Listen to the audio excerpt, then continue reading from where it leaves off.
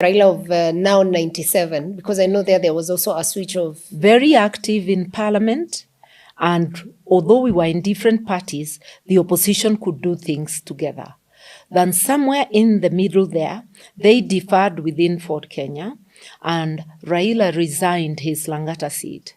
As an MP? Yes, and vied. He formed a different party, NDP, and he vied for the seat on NDP ticket. A risky move during KANU, because KANU was going to pour money to try and capture the seat.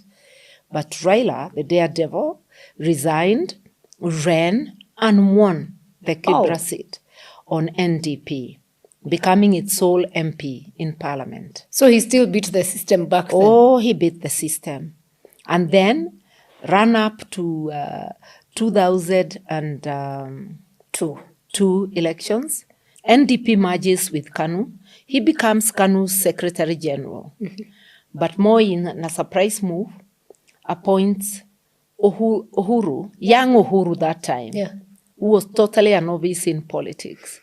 He appoints him as the candidate for KANU, leading Raila to move out of KANU to actually lead a massive walkout out of KANU, which included the then KANU's Vice President George Saitoti.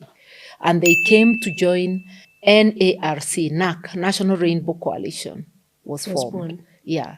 Okay. And that swept the elections of 2002. So Raila has been full of moves that are quite significant and have transformed the landscape. We in the opposition were very disappointed when Raila opted to join Moi.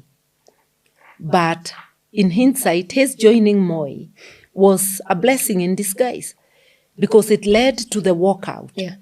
Without Raila, the Saitotis, the Kamodos, all the heavyweights in KANU, Ntimamas, and all the others who walked to the opposition, including Kalonzo Musyoka, may not have found their feet to walk out. Okay. Something that is key and won't be ignored, unfortunately, but it's too bad that Baba is gone, is that when the young people went to the streets and they were killed, is when after that, months after he signed up for the broad-based government. Yeah. Did you ever talk to him about it? Did you understand why he chose to take that direction? Let me say this. Ever since Dr. Ruto started wooing Raila to his side, and that was after the last demonstration where they intentionally fired live bullets on his car, 11 of them. Yeah. If it wasn't that it was armored, he would have been a goner because they were pounding where he was seated. And after he started talking to him and the talks gave birth to the NADCO talks, that's when we started having differing. That was in 2023. Yes, and I said I couldn't be part of NADCO. So even when he was naming his team, I had told him privately that I don't want anything to do with that. And when NADCO came, sure enough, it did not address any of the issues of the people. The people's issues was cost of living at that time. Completely left out.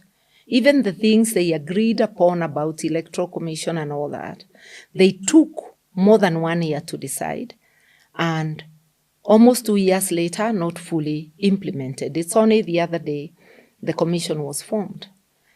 And thereafter, he continued working closely until he declared that they were now in the broad-based government. I called him around 9th or 10th of July, I can't remember exactly when, and I asked him why he was giving support to a government that was killing its own children.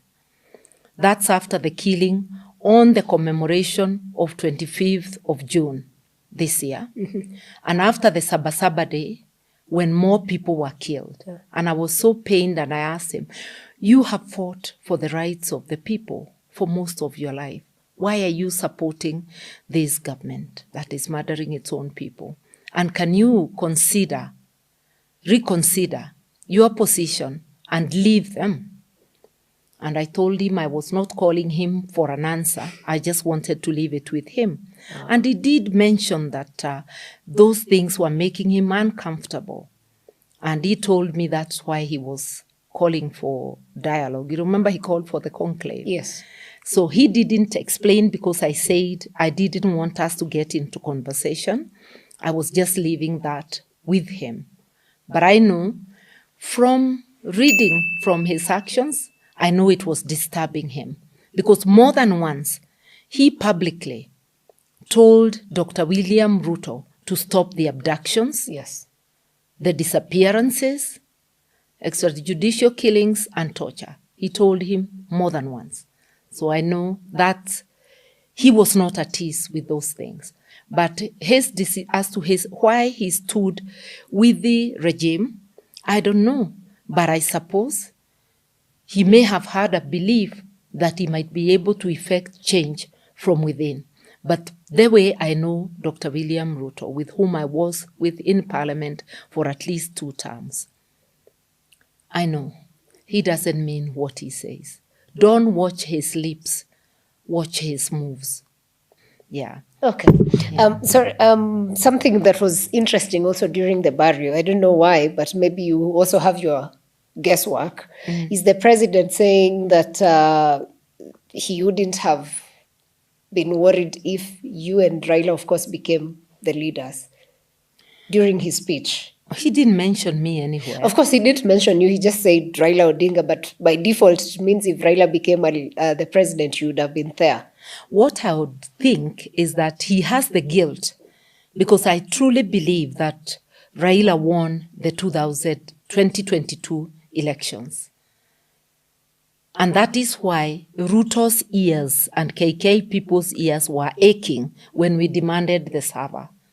Because demanding openness is not a crime. You can audit an election long after it has happened. Yeah. If he believed he won, they would have opened and let people see so that they can settle into their presidency.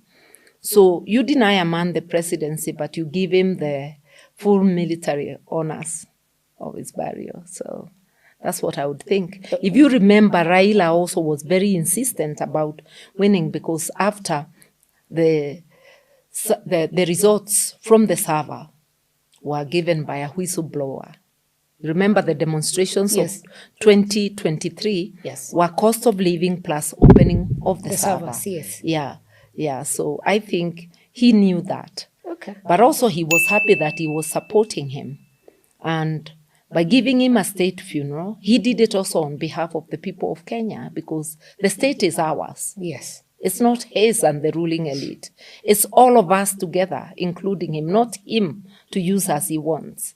Yeah, the people of Kenya were happy that Raila was accorded a state burial because of the work he has done and what he represents to the Kenyan people.